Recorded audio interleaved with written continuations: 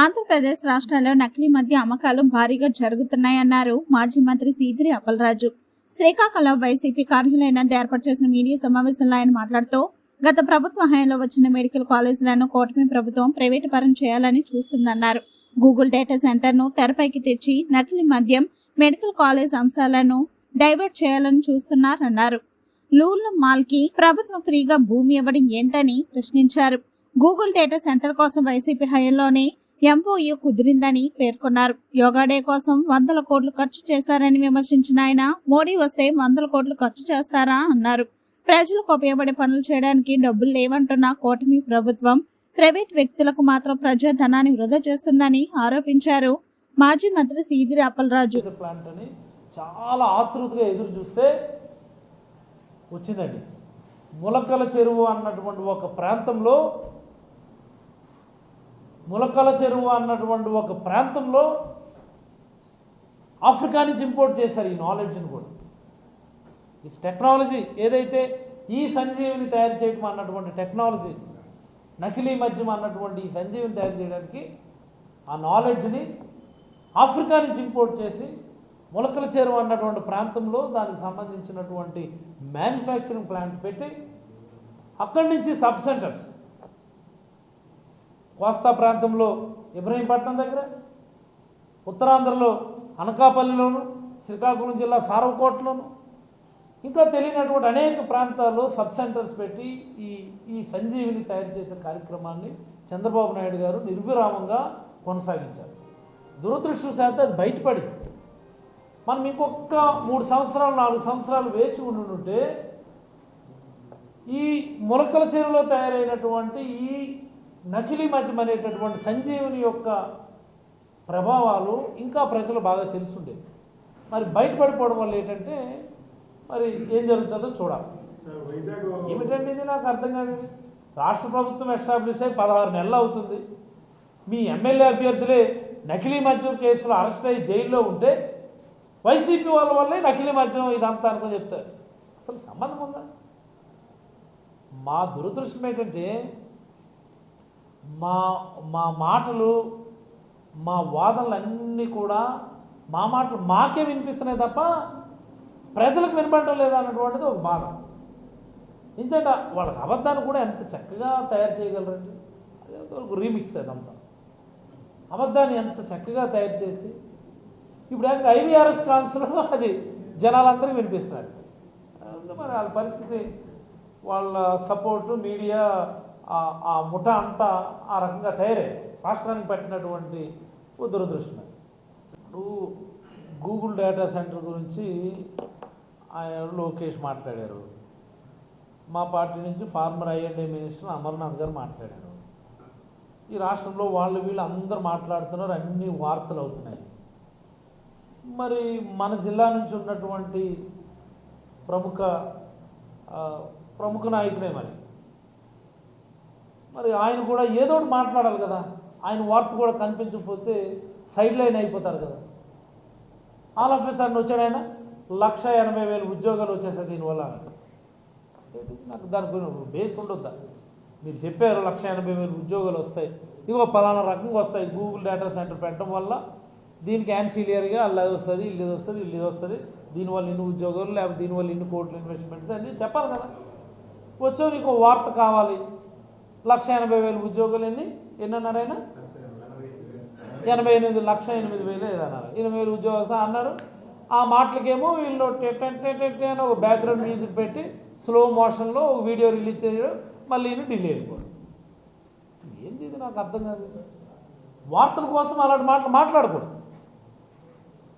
బాధ్యతగా వ్యవహరించాలి. కేంద్ర మంత్రిగా ఉన్న మీరు ఏదో యథాలాపంగా అలా మాట్లాడకూడదు. మేము ప్రతిపక్షంలో ఉన్నాం, మేము నోటికి ఏదో మాట్లాడతాం. మీరు బాధ్యతాయుతమైన పొజిషన్లో ఉన్నారు. నేను అలాంటి అబద్ధాలు ఎందుకు చెప్తాను? మీ కూటమిలో ఎమ్మెల్యే ఆయన స్వయంగా ప్రెస్ ముందుకు వచ్చి చెప్పాడండి, అవే ఏం ఉద్యోగాలు ఎటు రావండి, అదంతా కంప్లీట్లీ క్లోజ్డ్ సర్క్యూట్, అది కనీసం బయటికి లోపలికి వెళ్ళదు, లోపలికి వెళ్ళి బయటికి రాదు, అలాంటి దానికి ఉద్యోగాలు అనుకొని చెప్పాడు. తెలిపాను కదా. మన మంత్రి గారు వచ్చి, మన ఎంపీ గారు వచ్చేమో ఈ 1,00,000 ఉద్యోగాలు వచ్చేస్తాయి. దీనికేం బ్యాక్గ్రౌండ్ మ్యూజిక్, ఏం మాట్లాడి అది కరెక్ట్ కాదు అది. అని అలాంటి అబద్ధాలు అన్నీ చెప్తారు, అన్ని అబద్ధాలు. ప్రతిపక్షాలు వైసీపీ నేతలు కూర్చొని బ్రాండ్ ఏపీ పేరు సర్వనాశనం చేస్తున్నారు కూడా ఆయన కామెంట్ చేస్తున్నారు. ఎవరు? రామ్మోహన్ నాయుడు గారా? బ్రాండ్ ఏపీ సర్వనాశనం చేసేస్తున్నామా? ఫ్లైట్ కూలిపోతే వెళ్ళి అక్కడికి వెళ్ళి బ్యాక్గ్రౌండ్ మ్యూజిక్ పెట్టుకుని స్లో మోషన్ వీడియోలు చేసుకుంటే బ్రాండ్ ఏపీ పెరిగిపోద్దా? ఏం మాటలు అవి? ఏం మాటలు? అవగాహన లేని మాటలు. కేంద్ర మంత్రి గారు ఇంకా ఆయన పనితీరునైతే మార్చుకోవాలి. అంటే మా జిల్లా వాసి అన్న ఒకే ఒక్క భావనతో ఆయన అవుట్ అండ్ అవుట్గా బొంబార్డ్ చేయడానికి ఇష్టపడడం లేదు. కానీ మీరు జిల్లాకు చేసింది ఏంటండి? What is your mark in this district? What is your mark in state of Andhra Pradesh? కేవలం మా జిల్లా వాసికి కేంద్ర ప్రభుత్వంలో ఒక అత్యున్నత పదవి వచ్చింది కాబట్టి మా జిల్లా వాసిని మేమే అవమానించుకుంటామా అని ఒకే ఒక ఆలోచన, అంతే తప్ప otherwise what is your mark? వస్తారు మీడియా ముందు చక్కగా మాట్లాడగలరు. మీరు బ్రాండ్ ఏపీ అదే ఏంటి నాశనం చేస్తున్నాం అది చెప్పాలి కదా. బ్రాండ్ ఏపీ అంటే ఏ విధంగా నాశనం చేస్తున్నారు అనేది చెప్పాలి కదా.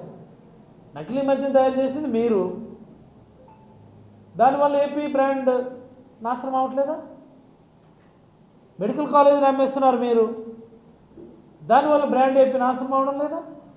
ఆయన ఎవరో కర్ణాటక మంత్రి వచ్చి చెప్పాడు, ఆర్థిక పరిస్థితిని దివాలా తీసే కార్యక్రమాలు మేము ఎందుకు చేస్తాము అని. మరి దానివల్ల ఏపీ బ్రాండ్ నాశనం అవడం లేదా? రోడ్లు ప్రైవేట్ వ్యక్తులకు ఇచ్చేస్తా అంటున్నారు, దానివల్ల ఏపీ బ్రాండ్ నాశనం అవ్వట్లేదా? ఇరిగేషన్ ప్రాజెక్టులు ఇచ్చేస్తారంటున్నారు మీరు, దానివల్ల బ్రాండ్ ఏపీ నాశనం అవడం లేదా? మీరు ఏదో బీచ్ ఫెస్టివల్స్ అని పెడుతున్నారు. బారులో బీచ్ ఫెస్టివల్, కలింగపట్నంలో బీచ్ ఫెస్టివల్, అరసవల్లిలో ఒక ఫెస్టివల్, అలా సూర్యలంక బీచ్లో ఒక బీచ్ ఫెస్టివల్, మచిలీపట్నం బీచ్లో ఒక బీచ్ ఫెస్టివల్. దీనివల్ల ఏపీ బ్రాండ్ వాల్యూ పెరిగిపోద్దా? I'm bit confused. ఈ బీచ్ ఫెస్టివల్స్ వల్ల, ఈ డ్యాన్స్ ప్రోగ్రాం వల్ల బ్రాండ్ ఏపీ వాల్యూ పెరిగిపోద్దంటే అది మరి ఆలోచించుకోవాలి. వాళ్ళు పెడుతున్నదే ఏఐ టెక్నాలజీని ఇంప్రూవ్ చేయడానికి. గూగుల్ డేటా సెంటర్ ఇక్కడ పెడుతున్నది ఏఐ టెక్నాలజీలో ఆ ఎకో సిస్టమ్ పెంచడానికి, క్లౌడ్ సిస్టమ్కి సంబంధించినటువంటిది. ఇంత క్వశ్చన్ అంటే ఇక్కడ మనం ఆలోచించుకోవాల్సింది 2 పాయింట్లు ఉన్నాయండి. గతంలో జగన్మోహన్ రెడ్డి గారి హయాంలో అదాని వాళ్ళతో మనం ఒక ఎంఓయూ చేసుకున్నాం.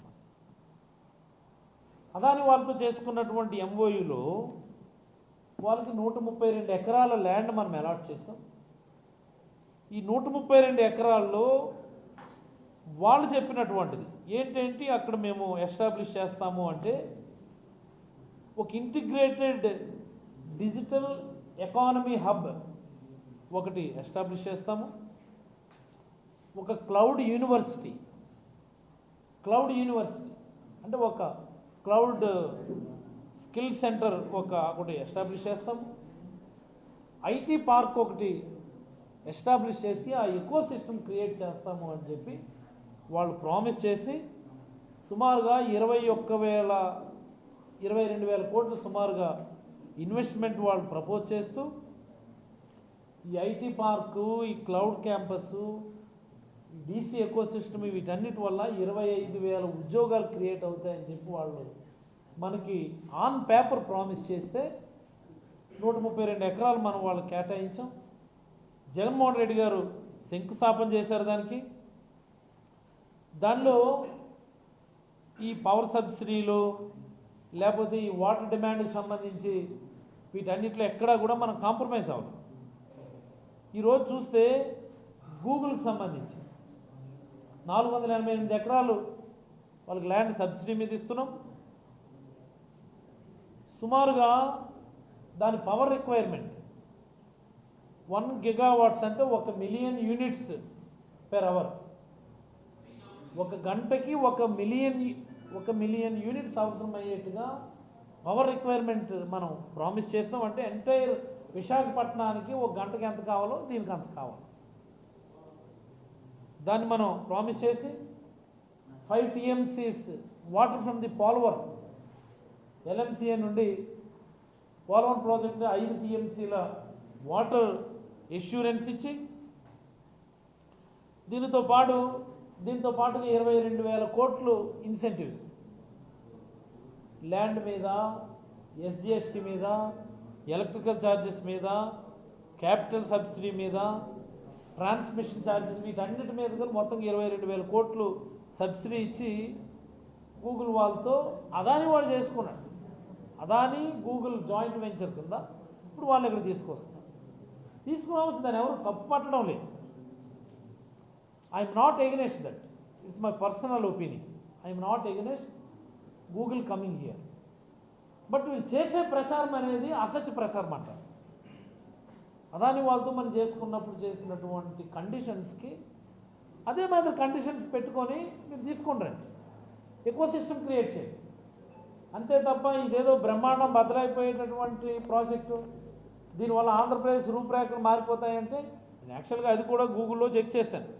గూగుల్కు ఉన్నటువంటి డేటా సెంటర్స్ ప్రపంచవ్యాప్తంగా ఎక్కడెక్కడ ఉన్నాయి, అక్కడ ఉన్నటువంటి స్థితిగతులు ఏంటి, ఏ ఏ ప్రాంతాల్లో వాళ్ళు ఎస్టాబ్లిష్ చేశారనేది చాలా నీట్గా ఆన్లైన్లో ఉంది. అది కూడా మనందరం కూడా దాన్ని చాలా ఈజీగా మనం చెక్ చేయొచ్చు. మనం